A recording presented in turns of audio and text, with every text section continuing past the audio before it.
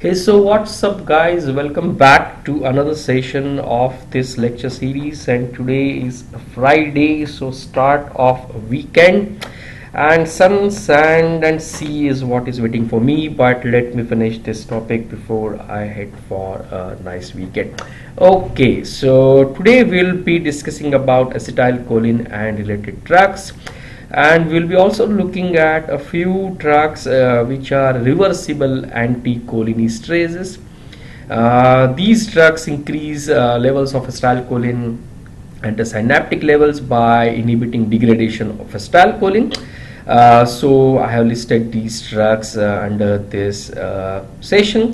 And this is going to be a case report based session because I tried to collect a few case reports from journals which directly or indirectly relate to acetylcholine related disorders in the body.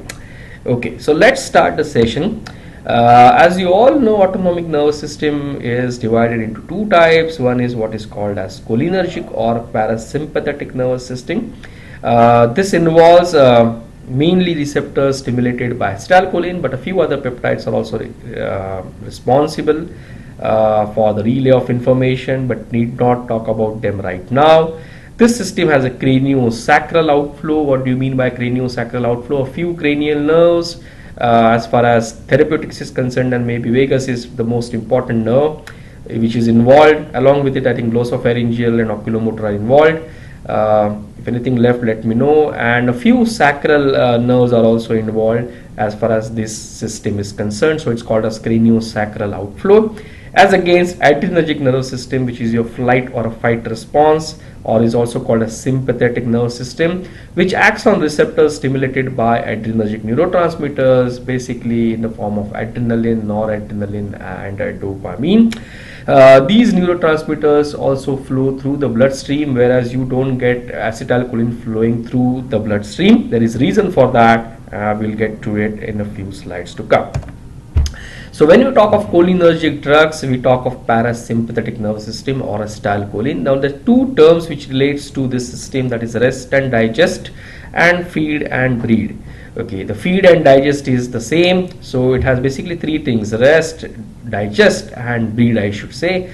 So rest is what is concerned with the acetylcholine, because it brings back the functioning of the organs to normal after that fight and fight excitement which occurs in all animals at different stages. So it is basically concerned with resting of the organs. It is also concerned with digest and feed, because it's important that we get energy from the food. So systems which are basically related to digestion, as far as secretion of various enzymes, gastric juices, peristalsis is concerned, then basically this system has a role to play. And reproduction, that is the last thing, that is the breed part, is also a component of parasympathetic nervous system, basically in the form of stimulation of organs, sexual organs after excitement, ejaculation in males, reproduction in females, transport of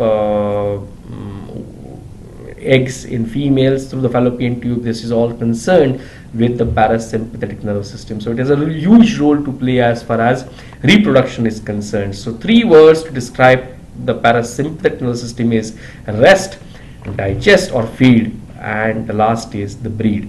But remember that we don't get acetylcholine flowing through the bloodstream as against adrenaline.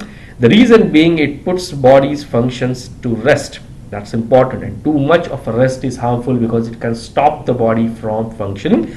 So we have a definite mechanism by which acetylcholine is degraded within few milliseconds. So we do not use acetylcholine in therapeutics because it's degraded. It needs to be degraded, because if it remains there in the body, it can produce a havoc, it can stop the body from functioning. So it has to quickly act and get degraded, and whenever required, it is synthesized again and then released, and whatever the phenomena is. So it's important to know, because that's the basic difference between the adrenergic and the what is that, parasympathetic nervous system. Okay, so when you talk of acetylcholine, we have a structure, because this is a molecule, this is a neurotransmitter, so it should have a structure. It's actually a ester. Now people don't know what a ester is, especially those working in healthcare professionals, and they confuse this with so many other things. So acetylcholine is a ester, but when you talk of esters in chemistry, you should be knowing that esters are chemical compounds which are derived from acid, which can be organic or inorganic, in which at least one hydroxyl group, that is the OH group, is replaced by a alkyl group, that is the O group that is mentioned here. Now this is the structure of acetylcholine. You can see it, I think there's an arrow here, and you can see that you have this O structure here and here, which is basically the alkyl group that is incorporated when this acetylcholine is formed. So that is what makes this acetylcholine molecule. Okay, if you have OH group here, this molecule will degrade. So in fact, you add water to this will instantaneously degrade into its primary components. Now that's what happens when you degrade acetylcholine. Now again, if you want to know the full process of degradation of acetylcholine, you can watch my video on organophosphate compounds, where I have described this chemistry in detail. Anyway, so that's the basic thing that you need to know. That's the structure of acetylcholine, and some people need to know, some may not, but anyway, it's better to know this is the ester and what a ester is, because it has alkyl group as against the hydroxyl group. Cholinergic drugs or acetylcholine like drugs directly or indirectly produce effects similar to those elicited by acetylcholine. Okay, I talked about that. We do not use acetylcholine therapeutics, but we have drugs which act like acetylcholine, or reversible anticholinesterase agents which indirectly increase the levels of acetylcholine at the synaptic level by inhibiting degradation. So these drugs are the ones which are discussed in this session. Acetylcholine acts on two types of receptors. Basically these receptors are the muscarinic receptors and the nicotinic receptors. Okay. Now that's the basic relay mechanism, not relay mechanism, the way the systems, parasympathetic and the sympathetic nervous systems, are arranged. Now the primary thing that you need to know is that at preganglionic sites, this is a ganglion, that's a ganglion, this is ganglion, this sympathetic ganglion, and this is the parasympathetic ganglion. So these ganglions, presympathetic sites, or preganglionic sites, now I'm correct, preganglionic sites, acetylcholine is the neurotransmitter involved, whether it's a sympathetic nervous system or whether it's a parasympathetic nervous system. Now when you talk of adrenaline medulla, if you go back to embryology, it also acts as a ganglion. So presympathetically we have acetylcholine even in the adrenaline medulla. But when we talk of parasympathetic nervous system, at the postganglionic sites also we do have acetylcholine as a neurotransmitter involved, whereas you move on to sympathetic nervous system, we have norepinephrine as a primary neurotransmitter that is secreted. So there is a difference between what happens preganglionic and what happens postganglionic, but remember that at preganglionic sites, whether sympathetic or parasympathetic, you have acetylcholine as a neurotransmitter. Definitely logic says that postganglionically at parasympathetic nervous system there should be acetylcholine and not adrenaline. So that is what you need to remember. As far as parasympathetic nervous system is concerned, and preganglionic fibers have long axons, whereas postganglionic sites have a shorter nerve terminal. So that is also an important point to be noted, as against the sympathetic nervous system, which is exactly the opposite way. Okay, again, why it should be like that? Acetylcholine is a kind of a resting neurotransmitter, so it cannot just move through the body freely in the bloodstream. You have to localize it onto the organs so that it doesn't put the organs and the entire body at rest instantaneously. So that's the way you logically relate these systems to arrangement of these fibers in one way or the other. Again, we have the next step is of course to know about synthesis of acetylcholine. Acetylcholine has choline which is taken up by the nerve terminals by special choline transporter system that is mediated by a carrier transporter, and that's basically a sodium co-transporter mechanism that is involved. Choline is taken from outside. Choline transport is kind of a rate limiting step, and here we have an experimental drug hemicolium that inhibits this active intake of choline along with the sodium from the outside. Anyway, how it relates to therapeutics, don't know, but this system has to be known as far as students of medicine are concerned. Choline is acetylated by enzyme choline acetyl transferase to form acetylcholine. The acetyl group is comes from acetyl coenzyme A. Okay, so that is how acetylcholine is synthesized. Storage and release of acetylcholine, not only formation but it has to be stored and released whenever there is a propagation of impulse. Acetylcholine is packed into vesicles by an active transport process coupled with the efflux of protons or hydrogen ions. Mature vesicles contain ATP and proteoglycan. Whenever there is action potential, voltage sensitive calcium channels in presynaptic membrane opens, causing an increase in intracellular calcium. Elevated levels of calcium help in synaptic fusion of the vesicles with the neuronal cell membranes, and then occurs the release of acetylcholine. Now this release can be blocked by a toxin called as botulinum. It's also used in therapeutics for so many purposes, but it's a very lethal and a deadly poison, and that occurs with canned foods, but we'll look into this poison as we move across through the session.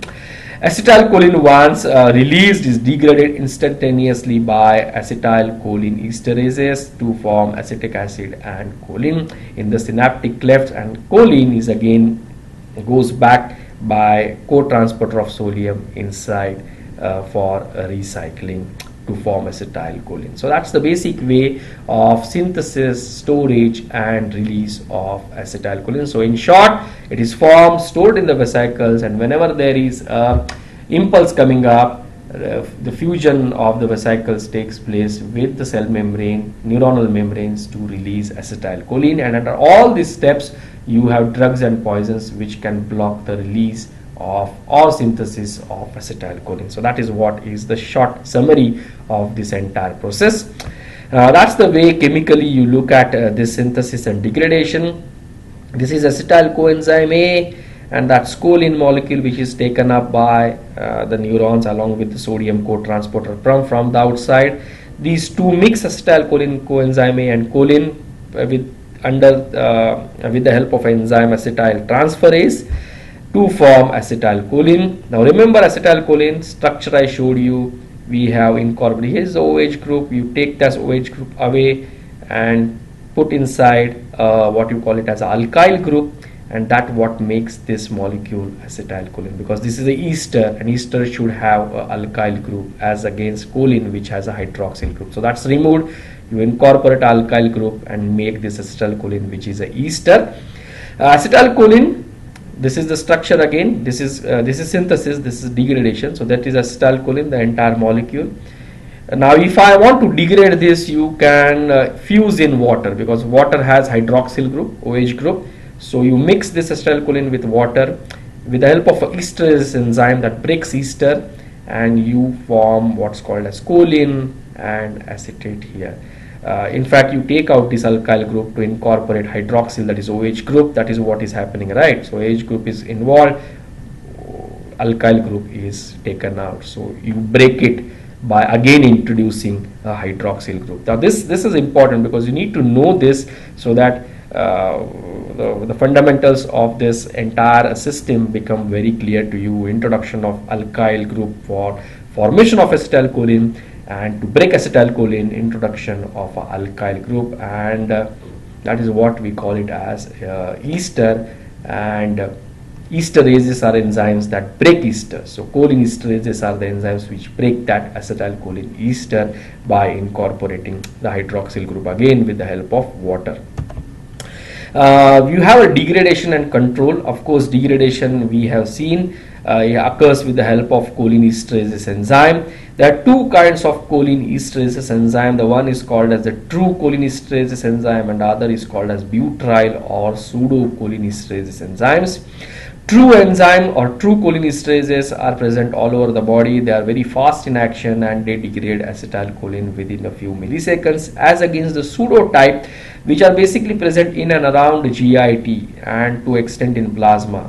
Okay, the reason is that we ingest so many esters which are chemically or structurally related to acetylcholine. So if we ingest more of that, it can put the body at risk. So that shouldn't occur. So there is a system in which we can degrade these enzymes. So pseudocholinesterases is the enzyme which is a variant of a cholinesterase enzyme that's present in and around the GIT and the liver, and that is helping the ingested esters to break it, and it has a slower mode of action as compared to the true ones, which is very fast in action. Now this entire system of synthesis, release and degradation is controlled, especially the release is controlled, I should say, with the help of acetylcholine receptors that are present preganglionically on the postganglionic nerve terminals. Okay, so preganglionically they are presynaptically these acetylcholine receptors are present at various nerve terminals that inhibit the further release of any acetylcholine. So once you have adequate acetylcholine, these receptors get activated, which help in inhibiting further release of acetylcholine. So acts kind of a feedback mechanism or control over excessive release of acetylcholine. Well, that is also what is important to know as far as this system is concerned. Now that's a typical diagram which is mostly elicited in various books, and that talks about this entire process. So again, to summarize, we have a choline molecule that is formed after degradation of acetylcholine, because here is the synaptic terminal, here is the next neuron or is the receptor area, that's a nerve terminal, and we have the acetylcholine which breaks into choline and ester. Choline goes back again with a carrier of sodium. This choline along with acetyl-CoA enzyme A helps in formation of acetylcholine. This acetylcholine is stored in the vesicles, and whenever there is an impulse coming down, levels of intracellular calcium rise, which help in fusion of this vesicle to the neuronal terminal, and then the exocytosis of acetylcholine takes place. This acetylcholine then act on the receptors. It can be a muscarinic receptor, which is a Z protein coupled receptor, we'll come to it, or it can be a ligand gated ion channel that occurs mostly with the nicotinic receptors. Once it acts, it is degraded within few milliseconds by acetylcholinesterases into choline and acetate, and then again choline is transferred back for recycling. So that's the process. In this, the very important thing that you need to know as far as this parasympathetic nervous system is concerned is the botulinum toxin, because this toxin inhibits the release of acetylcholine into the synaptic terminal. You have a few drugs which can block the receptor action. For example, we have muscle relaxants like D-tubocuranin and related drugs, and we have few other drugs like depolarizing nerve blockers, which actually open up these channels and cause flaccid paralysis. Both these agents will be described in much detail in anesthesia. And then we have reversible anticholinesterases like neostigmine. They inhibit cholinesterase enzymes so that they can indirectly increase the levels of acetylcholine in the synapse. So that is what is important. I don't know how much importance is to be given to hemicholine or vasomercol, but botulinism, neostigmine, and a few muscle relaxants have an important role to play as far as this entire interaction is concerned with drugs and poisons. So that is what, in a very short way, a summary of this entire process that is to be understood. The next thing is come up to cholinergic receptors. We have two types of cholinergic receptors. The one are the muscarinic receptors, the others are the nicotinic receptors. Nicotinic receptors, to start with, are ligand gated ion channels. I talked of that. They are the ion channels. Now again, if you are new to this channel, you can watch my videos on how drugs acts or pharmacodynamic videos, where you know what that ion channel means. Basically, these channels will open or close and will help in transfer of various ions, so that either depolarization or hyperpolarization might take place, and these channels open and close whenever they come in contact with acetylcholine, that is a ligand. So these are called as ligand gated ion channels. These channels are basically blocked by not D-tubocuranin, but there is a muscle relaxant which can block these channels. There are two types of these channels. The one is called as the NM, that is the neuromuscular nicotinic receptors, which are present at the neuromuscular junctions, and these are the ones which are blocked by D-tubocuranin. And then we have the NN type, that is located within the ganglion, and which help in release of catecholamines, and we have ganglion blockers which can block the NN. So we have two types of nicotinic receptors. The one is called as the NM, neuromuscular, or the NN, which is the ganglionic type. Okay. Then we have the muscarinic receptors. Now these are the G protein coupled receptors. They have a transmembrane relay which is attached to the G protein, and the entire process has again been described in my videos on pharmacodynamics, how drugs act. If you want to have insight on these inner intracellular messengers and how the process takes place, you can watch those videos. But anyway, muscarinic receptors are G protein coupled receptors. There are 5 types of muscarinic receptors. The M1 are basically present on the CNS and the GIT, especially the stomach. And we have a specific drug like pirenzepine, which is a M1 antagonist, which is atropine substitute anticholinergic drug that blocks the M1 receptor. So very specific, and helps in reducing HCl secretions, can be used for peptic ulcers, but we have better drugs available, so we do not want to use these drugs. Again, if you want to know more about pirenzepine, you can watch my video on atropine, where I have described this entire session on atropine and substitutes, in which pirenzepine has been described in detail. M2 receptors are present in cardiac cells, and they function by inhibiting the functions of the heart rate decreases and so on. We have antagonist of that is methotrexate, and agonist, that is methacholine. We have the M3 receptors that causes vasodilatation and smooth muscle contraction. They release endothelial derived relaxing factor and can help to bring the blood pressure down, especially with low doses of acetylcholine. We also have M4 type and M5 type. These are the receptors which are present in the CNS and at various nerve terminals. Atropine, very important. Atropine is the antagonist of all muscarinic receptors. Very important to know. And all muscarinic receptors are, again, as I said, are G protein coupled receptors. They have a definite intracellular mechanism of how they act.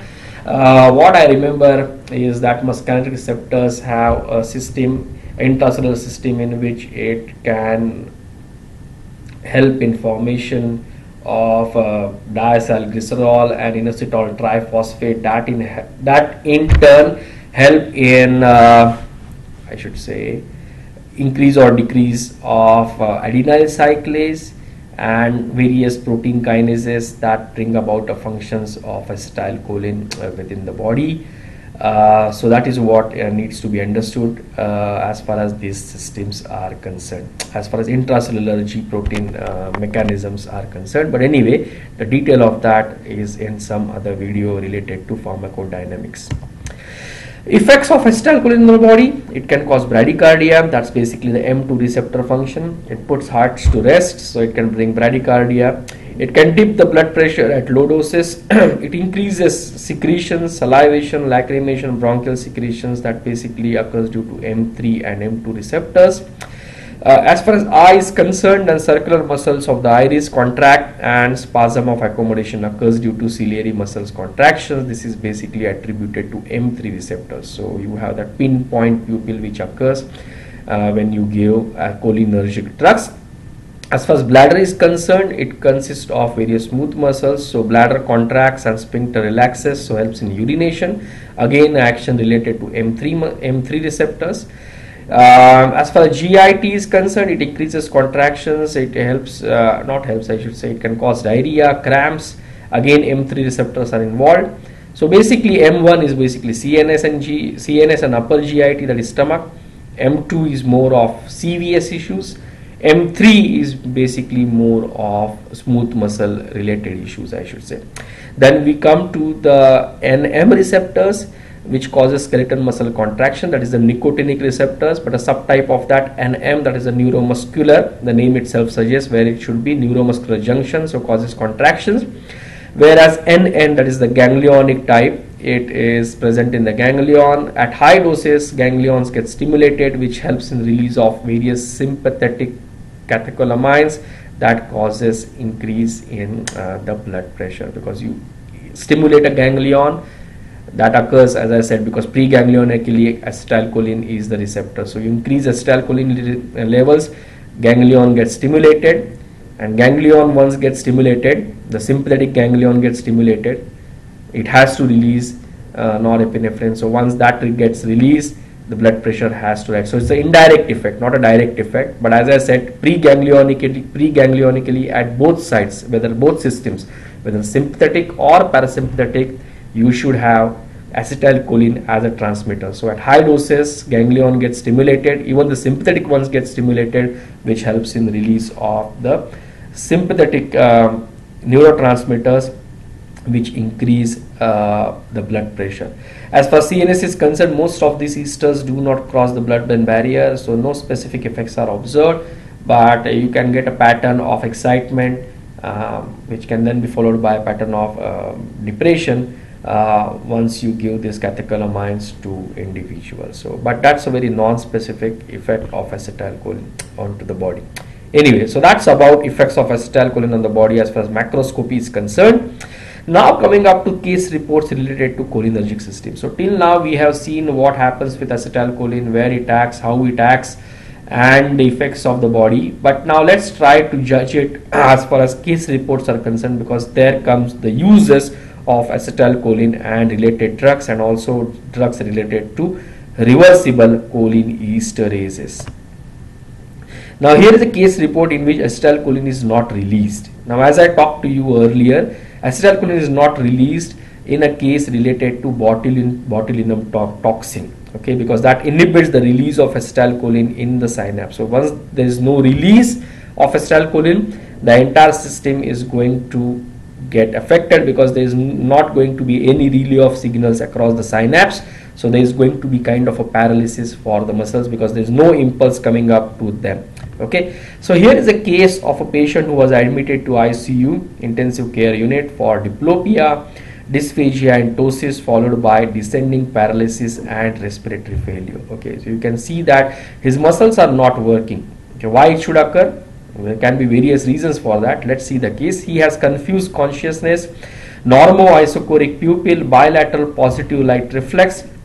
Anyway, his HB levels are 11, HTC is 32, WBC count stands to 8700, platelets are adequate, sodium is 140, potassium 3.63, okay, chloride 103, calcium is 8, that's fine, pH is 7.40, PO2 is 50 millimeters per Hg, PCO2 is 55 millimeters per Hg, carbonates are 32, saturation is 84, less.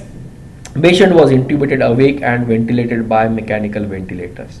So that is the story. He comes with a history of paralysis, respiratory failure, dysphagia, diplopia, ptosis. Now these all things occur because the muscles of this person are not working adequately. They are not working. Now there can be reasons for that. Why? So that you need to find out the reasons. So they have done so many investigations for these patients. Whatever it was, according to the information taken from his parents, he had eaten canned green beans.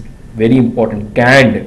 That is very important, green beans, which has been made by him 3 days ago. So this is something of a canned product, canned food product, which is stored, okay, before he comes to the hospital. So this kind of canned products usually give rise to something called as a toxin, which is botulism, because it occurs due to bacteria that grow in canned foods. Clostridia are the bacteria which are important for formation of this toxin.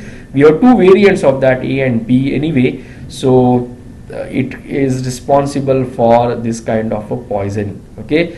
His laboratory test for botulism cannot be conducted in our hospital. This is a direct case report. I have not modified it. And botulism antitoxin was administered looking at the history. Okay, looking at the history. Along with it, they also gave pyridostigmine. Pyridostigmine, again, remember, pyridostigmine is a reversible, long-acting anticholinesterase. Anticholinesterase. It is blocking the action of cholinesterases. This enzyme usually breaks acetylcholine. So you block this enzyme, the levels of acetylcholine will increase. So you are indirectly increasing the levels of acetylcholine. In addition, you are also giving a botulism antitoxin. Directly it will act and it will try to inhibit the action of botulinum toxin. Along with it, antibiotic and supportive treatment was given, and the 7th-day mechanical ventilation was, patient was extubated, that is the mechanical ventilation was taken out. So you see this kind of a system, this paralysis which is occurring, whatever it is occurring after canned food, this is a botulism toxin, a classical case I should say, in which most of these muscles are not working. The reason being, this toxin inhibits the release of acetylcholine. The vesicles do not fuse with the cell membrane, so there is no release of acetylcholine. So no impulse is relayed through the synapse, so muscles undergo flaccid paralysis. And you see all those symptoms, they directly or indirectly relate to lack of acetylcholine and a lack of neurotransmission at the synaptic levels. How to deal with it? Break the toxin, give antitoxin, and indirectly increase the levels of acetylcholine at the synaptic level. How to increase it? By giving a reversible anticholinesterases, but a long-acting one like pyridostigmine, which indirectly will increase acetylcholine levels by degrading cholinesterases, so that degradation of acetylcholine will not occur. So that's how you look at a case which relates to acetylcholine. So that's one case when we talk of inhibition of acetylcholine release and how it relates to parasympathetic nervous system. That's one thing. So lack of acetylcholine. The next case is going to be acetylcholine is not degraded here. So there is acetylcholine at the synaptic level, but it is not degraded. Okay. This is the next case. So excess of acetylcholine now at the synapse. At the synapse, excess of acetylcholine because it is not degraded. So what is this case all about? This is a case of a organophosphate poison. Now again, if you are new, you want to watch an entire video on how to manage and techniques and concepts of this organophosphate poisoning, you need to watch my video on this entire system, because this is a very common case to be seen by medical healthcare professionals, especially in the developing and underdeveloped countries, because this is a lot of problems with this kind of organophosphate poisons. Anyway, he's a 60-year-old man who comes to casualty in unconscious state. He has excessive frothing at the mouth. Very important, frothing at mouth. On examination, he has pinpoint pupils, sluggishly reactive to light. Pulse is 59, respiratory rate is 13, blood pressure is 100/70. Bronchial wheezing is also heard. He also had 2 episodes of diarrhea.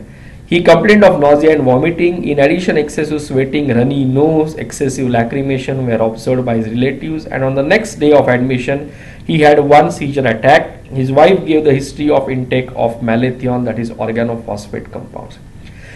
This malathion is an irreversible anticholinesterase drug. Irreversible anticholinesterase. Okay, it is blocking cholinesterases. This is the enzyme that I already told you helps in degradation of acetylcholine. This drug, this poison inhibits this enzyme. So once you inhibit these enzymes, the level of acetylcholine will increase because it is not getting degraded. And remember, this is irreversible blockage. It is not going to get reversed. So it is kind of a permanent damage till the time you have fresh synthesis of acetylcholine that comes up, but that will take some time. So this is an irreversible anticholinesterase drug. So that's a worry. So you have excess acetylcholine at the synapse. So that is what is causing now this kind of symptoms. Now I already told you what acetylcholine drug will cause. Acetylcholine will cause what? It will rest and digest. Rest and digest, I told you. So rest, so it will bring down the heart rate, important. It will try to rest it up, respiratory paralysis will occur, and it will increase the secretions, because that's also important for kind of digestion. So excessive frothing, that is salivation, it will cause abdominal, we already discussed abdominal, smooth muscles will undergo contraction. So he has where it is, he will have diarrhea, excess sweating, because that's also innervation of parasympathetic nervous system, runny nose, so all secretions will increase, bronchial secretions will increase, that will cause wheezing, kind of a musical note. So this is what, this is excess acetylcholine in the body. You relate this all terms to whatever I said, the effects of acetylcholine a few slides ago. This is what is happening. These are all the effects of acetylcholine. This is rest and digest for a body, but that is excess rest and excess digest. Now that cannot happen in normal circumstances, and if it occurs, it creates havoc. So this is what is happening. So try to put body at rest, try to do over digestion, it will always come with pain. So that is what is happening exactly in this kind. All secretions increase, CVS issues, heart is rate is down, and so on. So this is what exactly happens. It's a very clear cut picture of excess acetylcholine at the synaptic levels. How to tackle this problem? You can tackle this problem by giving atropine, that is an anticholinergic drug. Atropine, as I mentioned, is a blocker of all muscarinic receptors. So it will block all the receptors. It is an anticholinergic agent. So it will block all the things. So atropine will dry up the secretions, increase heart rate, and all these things will be seen. Anyway, if you again are very much interested into this, you can watch my videos on organophosphate compounds and atropine, where I discuss this entire thing. In fact, I want to just make a note of SLUT syndrome that relates to acetylcholine actions. Okay, that is excess salivation, lacrimation, excess urination, diaphoresis, gastrointestinal motility leads to diarrhea and emesis. So it's SLUT, S-L-U-D G and E. So that relates to acetylcholine actions in the body. Okay, these are all reversed by giving atropine, that's an anticholinergic drug. So this is the case which relates to excess acetylcholine accumulation at the synapse. So all acetylcholine actions are exaggerated, and that's not very good for the body. Okay, so that's one way of looking at this system. The next way, antibodies against acetylcholine receptors. We need to define that there are receptors for acetylcholine. It acts through the receptors. We talked of the ligand gated nicotinic receptors, iron receptors, and then we also talked about muscarinic receptors, that is G protein related receptors. Now these receptors can be blocked in certain conditions in which there are antibodies. Antibodies will go and hit the receptors and will try to block it. So these receptors will be blocked, and there is a condition in medicine in which you have antibodies which are formed against these receptors, and this is a case of myasthenia gravis. Okay, again you are blocking the receptors here, so that even though there is acetylcholine present, it won't be able to act. Okay, you are blocking the receptor site of acetylcholine, so there is no meaning to the presence of acetylcholine at the synapse in this condition. So you have a 42-year white-race lady, Caucasian lady, who is admitted to hospital because of fluctuations. Again, see, acetylcholine is not acting, so there is no relay of impulse across the synapse. Okay, so you get kind of I should say a paralysis of muscles. Okay, because that's important. If there is no impulse coming up, muscles will paralyze. So you have diplopia, ptosis, dysphagia, dysarthria, fatigability. These all things, because the muscles will undergo paralysis. She cannot talk over the phone because she is afraid that she is unable to finish her conversation, because the most important thing that these patients will come up is that early in the day they will be all right, but as the day goes on, their muscles will slowly try to fatigue, because the effects of that fatigability will increase over a period of time. So these are the things, basically easy fatigability and over a period of time in a day is what occurs when you look at myasthenia gravis. So one way of looking, especially are involved are the eye muscles, facial muscles, which are most commonly involved. Very rarely, I should say, even the other muscles, respiratory muscles are also involved, but basically it relates to facial muscles, eye muscles. So you have those typical paralysis which comes and over a period of time in a day. So morning okay, but as the day goes on, the fatigability increases, and that's what is seen through this picture. On examination, she has weakness of facial muscles, tongue, neck, and so on. She has progressive fatigability, I told you, which on upward gaze, and repetitive ulnar stimulation. You repetitively do that ulnar stimulation. It's kind of a laboratory test which is done to diagnose myasthenia gravis. Not going into those details. You can also find out antibodies against acetylcholine receptors, even tyrosine kinase receptors. Anyway, not going into those details. Anyway, what is the important point to note is that acetylcholine levels can be normal, but if receptors are also blocked, there is a condition in medicine in which there is a problem. So she was diagnosed as myasthenia gravis patient. So again, another way of looking at it, you decrease acetylcholine at the synapse, you have botulinum toxin, you increase the levels of acetylcholine at the synapse because of less degradation, organophosphates. If everything is fine but the receptors are blocked, you get myasthenia gravis. So again, a different way of looking at myasthenia gravis. So how you do tackle this problem? You tackle this problem again by increasing levels of acetylcholine in the body. I cannot inject acetylcholine because it will get degraded. I cannot use it in therapeutics. Okay, so what I can do, I can indirectly increase it by blocking degradation. So I can give a reversible anticholinesterase, a long-acting one, maybe pyridostigmine. I can give to this patient and can increase the levels of acetylcholine at the synapse and help this patient. Of course, there are other techniques like plasmapheresis.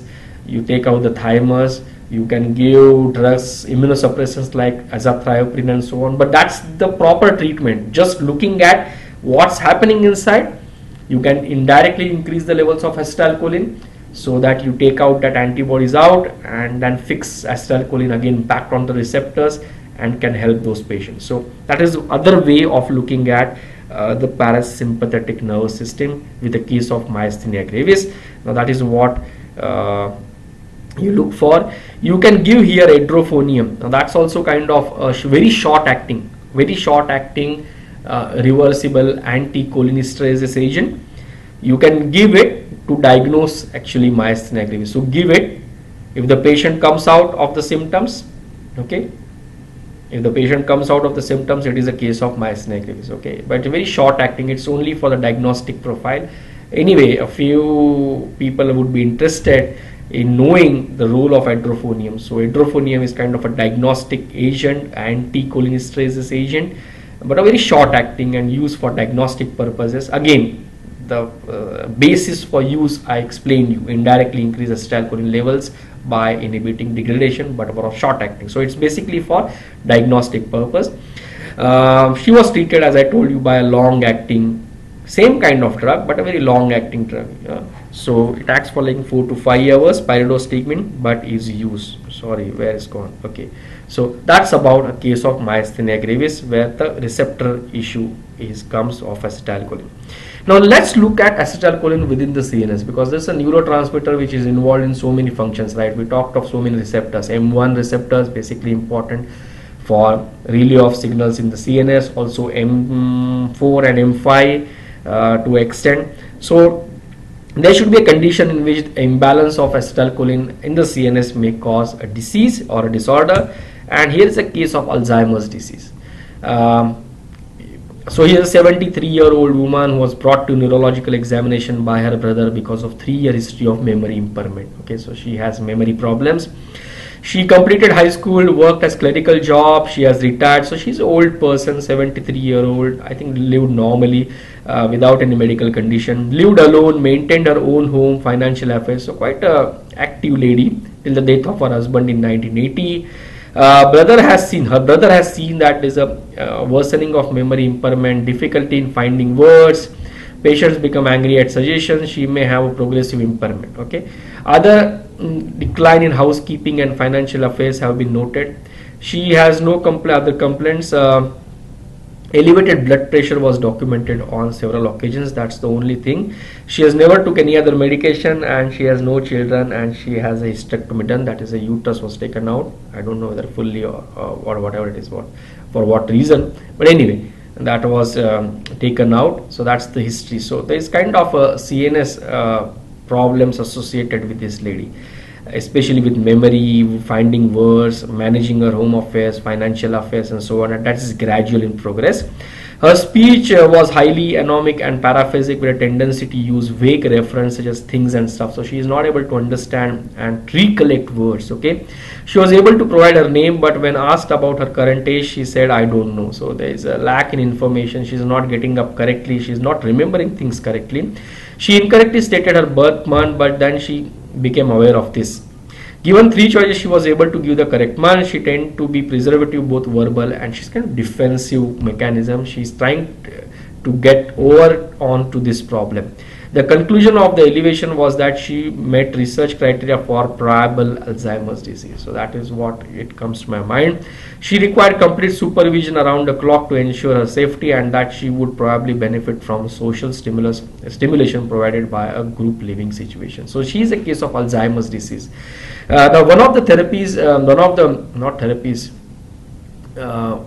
problems with Alzheimer's that was thought earlier is because of imbalance or basically lack of acetylcholine at the synaptic levels within the CNS.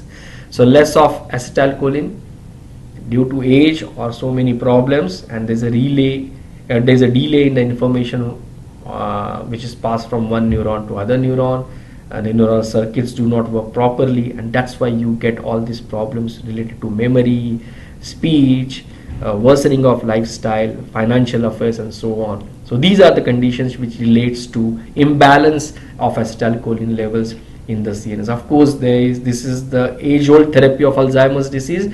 Now we have something else also which is coming up and which is more structurally defined with tau proteins and so on. But anyway, this story holds true to an extent that there can be problems with the acetylcholine levels at the synapse, and that is causing this all issues with the CNS. Of course, there is no definite cure for this disease. You have certain drugs which are used for Alzheimer's disease, which are reversible anticholinesterases, but these drugs are more lipophilic, more lipid loving, so they can cross the blood-brain barrier and can indirectly increase the levels of acetylcholine in the CNS. And these drugs are in fact used nowadays in therapeutics for so many purposes. Okay, so this also relates, this condition relates somehow to imbalance in levels of acetylcholine in the CNS, and how the implications would be clinically when you look at this scenario. Okay, so one more case of Alzheimer's disease and relation of this case to parasympathetic nervous system.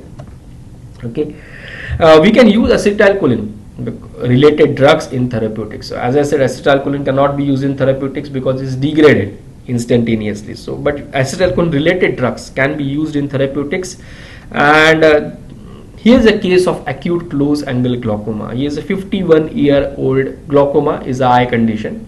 Let me start with that, in which the intraocular pressure inside the anterior chamber of the eye increases. It can be close angle glaucoma, open angle glaucoma, also called as acute and wide angle glaucoma, whatever you call it as. This is a case of acute angle glaucoma or close angle glaucoma, in which there is problem in the circulation of aqueous humor in the anterior chamber of the eye, and it can happen suddenly also. So he's a 51-year-old woman who comes to emergency department with sudden onset of right-sided pain, eye pain, okay, with severe headache, blurring of vision, vomiting, photophobia, and lacrimation. Okay, so this is an eye condition. These symptoms began 7 days ago without any inciting event. The patient was watching television when the symptoms began. She developed sudden headache and severe pain in the right eye, which was radiating in nature. Along with this, she also have nausea and vomiting. She cannot look at the bright light source. Patients also reported seeing rainbow colored halos around the light. This was also associated with lacrimation. There is no history of trauma, flashing lights, curtains, metamorphosia, or diplopia. Okay. Past ocular history, she is mildly myopic, and no surgeries has been done or no treatment has been given to her as far as ophthalmic conditions are concerned. Past family ocular history, father was a chronic primary acute closure glaucoma patient, so there is a family history for that. No history of macular degeneration, retinal detachment, blindness, or autoimmune disorder was elicited in this patient. This patient was diagnosed with a case of acute angle closure glaucoma. Okay, this we relate to. So there is a problem. There is a problem. This is patient is having glaucoma. Glaucoma again is a condition of the eye in which the intraocular tension rises because there is a problem with the circulation of the aqueous humor in the anterior chamber, and that basically occurs when you flash light to prone individuals. So if they are watching bright lights in very dark scenarios, and if the patient is prone for this kind of I should say disease, what happens is that the iris the pupils dilate, and the iris sits on to the acute iridocorneal angle, and they block the circulation of the aqueous humor. So that's what is happens. So we can use atropine, acetylcholine related drugs in this scenario, and we can use pilocarpine for this. Pilocarpine is a miotic. Pilocarpine is an alkaloid of I hope it's alkaloid of acetylcholine. Okay, so it's a miotic. Okay, it will acetylcholine will cause pinpoint pupils. Pilocarpine is acetylcholine like drug, so it will cause also pinpoint pupils. So it's a miotic drug which can be administered so that you can open up the iridocorneal angle and then help to reduce tension as far as the increased intraocular tension is concerned in the anterior chamber. Of course, the first dose will not act because there is of course a paralysis of the muscles due to raised intraocular tension, but subsequent doses of pilocarpine, which is a miotic acetylcholine like drug, and it will cause pinpoint pupil, and it will help in reduction of IOT and help in circulation of the fluid back to normal within the eye. So that is how you look at acetylcholine related drugs in therapeutics, a case of glaucoma. Of course, a full-fledged lecture on what glaucoma is and drugs for glaucoma will be taken in the upcoming series on ophthalmology and drugs, but this is a very short way of explaining that acetylcholine related drugs can be used for therapeutics, and this is one of the important cases that we all need to know where we can use it. We of course use it as a first line agent for acute close angle glaucoma along with some other drugs, but definitely this is for close angle glaucoma where the angle, iridocorneal angle, is closed by the iris in cases of dilated pupils that occurs by a flash of light onto the eye at times in darkness in prone individuals.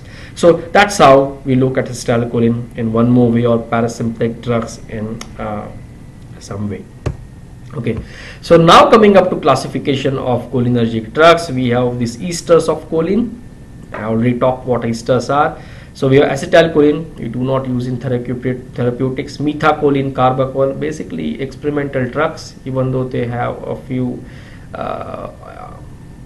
organs on which they can act, but basically I feel they are more of, I should say, experimental drugs. Beta-nicol is the one drug that we can use in therapeutics in clinical use. We'll come to this drug.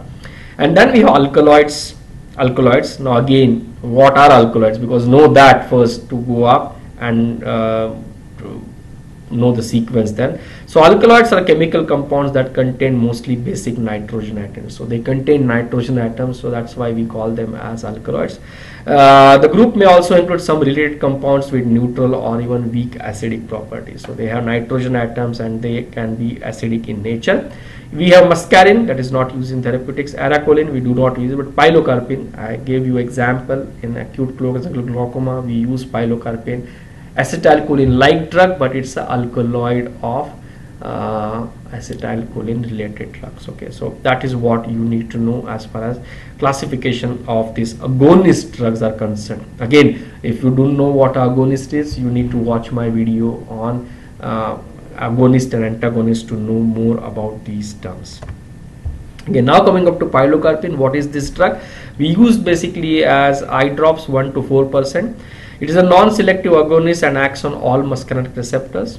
Okay, it's acetylcholine like drugs, acts on all muscarinic receptors. In eye, this drug applied topically penetrates cornea and produces constriction and spasm of acumen. So this is what happens when you are using this drug. It will try to cause pinpoint pupils or in the pupil in the individuals in the eye, and will cause spasm of accommodation. The pupillary constriction spasm of accommodation will reduce intraocular tension in, of course, acute angle closure glaucoma, and help in better drainage of the ocular fluid through the canal of Schlemm. Therefore is used in treatment of glaucoma. It is used in treatment of acute angle glaucoma and is inflammatory conditions of the eye to break adhesions along with mydriatic drugs. Okay, so if you have adhesions of the iris or any other thing inside the eye, you want to relax and dilate the pupils. You want actually the movement of the iris to occur, so you can alternate it with the mydriatic. This is a miotic. You can alternate it with the mydriatic and help in breaking up those adhesions within the eye by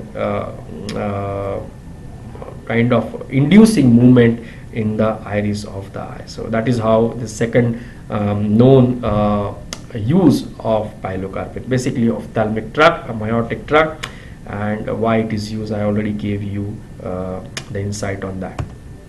Okay, the next drug is bethanicol, again acetylcholine like drug. Okay, this drug mimics the action of parasympathetic nervous system or acetylcholine, used in the treatment of urinary retention due to various causes. Okay, so post-op urinary retention, you can use bethanicol. It's acetylcholine like drug, so it will relax the sphincter, and it will cause contractions of the bladder muscles and will help in urination.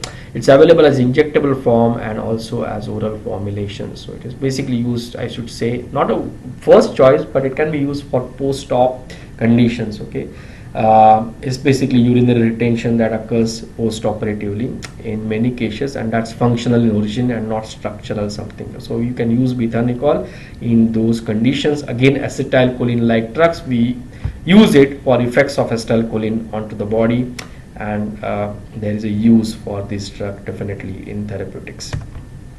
Okay, now coming up to reversible anticholinesterase agent. I explained to you what these drugs are. These are anticholinesterases. They block cholinesterases, an enzyme that degrades acetylcholine, but they block it reversibly. After a few hours, the condition will come back to normal.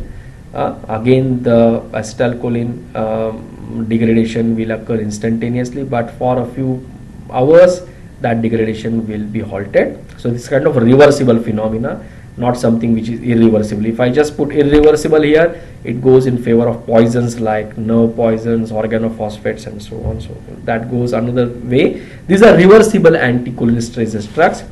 We have physostigmine. Now this drug basically crosses the blood-brain barrier. It has more central action. It is used along with glaucoma along with pilocarpine in treatment of glaucoma. So there where it stands to important. You need to differentiate between physostigmine and neostigmine.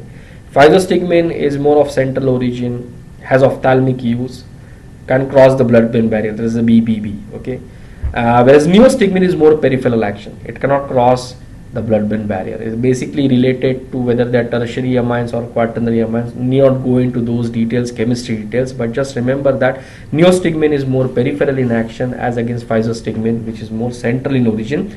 But it has a role to play in glaucoma along with pilocarpine. That is what you need to remember. Neostigmine is more peripheral. Okay, so more peripheral action. So more anticholinesterase action, but in the periphery. So where you can use it? Okay, neuromuscular junction. So which is the disorder which affects neuromuscular junction? Myasthenia gravis, MJ. Post-operative decolarization. What do you mean by this term? Okay, you operated on an individual, for example, and for operation to occur, you gave him a general anesthesia. So general anesthesia means the patient will have amnesia, he will have analgesia, and will also have relaxation of muscles. So for relaxing the muscles, you give something called as muscle relaxants. So if you want that the muscle relaxation should come back to normal, the muscle relaxation should go off, you need to give neostigmine. The reason being that if you want to relax a muscle, you need to block the receptors at the neuromuscular junction, NM receptors. So you block it. So how can you take the block? By again increasing the levels of acetylcholine. How can I increase the levels of acetylcholine in the periphery? By giving a reversible anticholinergic. So this is a very important indication of use as far as reversible anticholinergics are concerned, but basically neostigmine is used for this post-operative decurarization. So know this term, post-operative. It's also called anesthesia reversal, so you need to give this drug in that condition. In fact, for all people who undergo general anesthesia. We also give it for urinary retention. Talked of that, bethanicol. One more drug, irreversible anticholinergics. You have different schools, different ways in which you can tackle the same problem. Okay, either give bethanicol or give a neostigmine, which can indirectly increase acetylcholine, whatever. Paralytic ileus. So as I told you, acetylcholine is responsible for what is that? Peristaltic movement. So patients which are post-operatively, they have paralytic ileus. You can there is actually paralysis of the GIT muscles, not something which is structural, but basically which is something to do with functional and for a short period of time. So for those conditions, you can give this drug. Atropine poisoning. Yes, atropine poisoning, you need to give this drug because atropine is an anticholinergic drug. So again, increase levels of cholinergic agents. So one way of increasing acetylcholine is by giving neostigmine. You can give this drug in some drug overdoses like tricyclic antidepressants. Okay, TCA, tricyclic antidepressants. Why do you want to give this drug? Tricyclic antidepressants have anticholinergic properties. So excess of tricyclic antidepressants means there is excess of anticholinergic activity.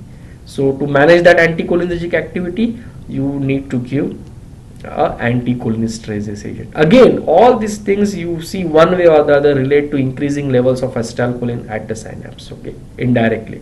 So this is one way or the other reviving the effects of parasympathetic nervous system. Okay, you talk of myasthenia gravis also, post-operatively muscle paralysis, need to give acetylcholine.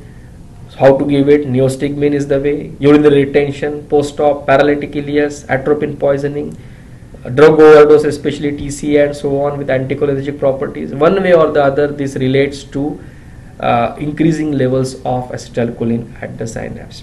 We have one more drug under this list, which is pyridostigmine, which is more of peripheral action, like neostigmine, more of peripheral action, but it is long acting, almost 4 to 5 hours, and is one of the drug of choice for myasthenia gravis, that is MJ.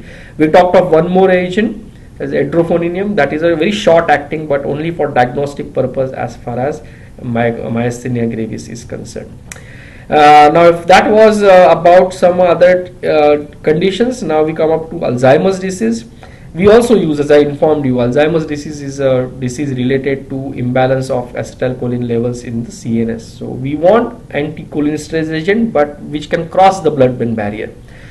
So which drugs can cross the blood-brain barrier? Which are more lipophilic in nature, more lipid-loving in nature. So they can hit the brain and can cause the effects. So we have drugs like rivastigmine, galantamine, donepezil, tacrine, which are used as reversible anticholinesterase drugs, but with CNS specificity. Of course, they do not cause full, they are not there for cure of Alzheimer's, but they can be given for symptomatic relief and to delay some disease progression in that individuals. Of course, disease progression also is not that way altered, but of course symptomatic relief at least for a short time can be gained by giving this reversible anticholinesterase drugs. 4 drugs under this list, but I think donepezil is the one which is preferred drug as far as Alzheimer's disease is concerned. Okay, CNS specificity with reversible anticholinesterase drugs. We have few contraindications if you want to use acetylcholine like drugs or anticholinesterase agents. Bradycardia, of course, acetylcholine causes bradycardia. So patients with heart blocks, bradycardia, try not to give these drugs. Patients with lung diseases, because these drugs can cause increased bronchial secretion, so can be a problem with patients of lung diseases. These drugs can increase acidity, so patients with history of peptic ulcer, hyperacidity, try to refrain from giving these agents. They say these drugs need not be given to patients who have seizure disorders, okay, CNS issues. I'm not very sure on that, but definitely try to avoid these drugs if there is a CNS problem, because it can prone the patients to seizures also. So these are a few contraindications, relative contraindications, not absolute contraindications for use of acetylcholine like drugs or reversible anticholinesterase agents. Of course, I have to complete up this session by talking about botulinum toxin, because it has a very important role to play as far as therapeutics is concerned and relates to acetylcholine in one way or the other. Botulinum toxin, as I informed you, prevents neurosecretory vesicles of acetylcholine from fusing with nerve synapse, plasma membrane, and inhibits the release of neurotransmitters. By inhibiting acetylcholine release, the toxin interferes with nerve impulses and causes flaccid paralysis of muscles. So we saw that case. So that is all about paralysis due to botulinum toxin. We have the light chain and the heavy chain. Heavy chain is, I think, what I remember, is important as far as toxin potential of this substance is concerned. Anyway, need not go into all those details. We can use botulinum toxin therapeutics for various purposes. We can use it in blepharospasm and strabismus, again ophthalmic conditions. A strabismus is kind of a squint. Blepharospasm relates to the eye condition where there is a spasm of the muscles related to the eye, and excess blinking and so on. So these two conditions where you can use botulinum toxin. Botulinum toxin is also used in cosmetics to improve frown lines, especially wrinkles, temporary improvement in wrinkles especially. Excessive sweating, especially under the arms, is where you can use botulinum toxin. Again, can act for 3 to 4 months, and then you need to take repeat injections of botulinum toxin. Muscle spasm due to cerebral palsy and various other conditions. Cervical dystonias, so problems with the cervical muscles. Achilsia cardia, where is a esophageal spasm, lower end esophageal spasm. Chronic musculoskeletal pain. Several other emerging and off-label uses, especially I think migraine is one more. Chronic migraine is one more area where you want to use botulinum toxin. And again, I think few other CNS condition. Bruxism, I think, is important. So many listed conditions, I think, off-label conditions where you can use this drug, okay, whatever it might be. So it relates to its therapeutic use. One important thing you need to remember about botulinum is that it's a very lethal poison. So you need to have with every batch that comes inside the hospital, there is something called as the LD50, that is lethal dose 50 of botulinum that is mentioned for that batch. So that's very important. I think the FDA needs to know that before you use the drug. Again, if you are new to this LD50 term, you can watch my video on potency of drug and efficacy of the drug, where I try to explain what that LD50 means. So that is what needs to be listed and to be known before you start giving these injections, but kind of a safe therapies for so many conditions. I think the cosmetic reasons for use of botulism are exceeding anybody's I think ideas, and it's a major boost to the use of this I should say toxin for therapeutic purposes. So that was all for acetylcholine related drugs and reversible anticholinesterase agents, and a few clinical conditions where you can use these agents. I hope you like the sessions. Do subscribe to my channel. Your subscriptions do matter to me as far as the channel is concerned. The ongoing sessions, recording sessions are concerned. Thank you. Do hit the like button since you are at the very end of the video, and have a nice weekend. Thank you. Bye.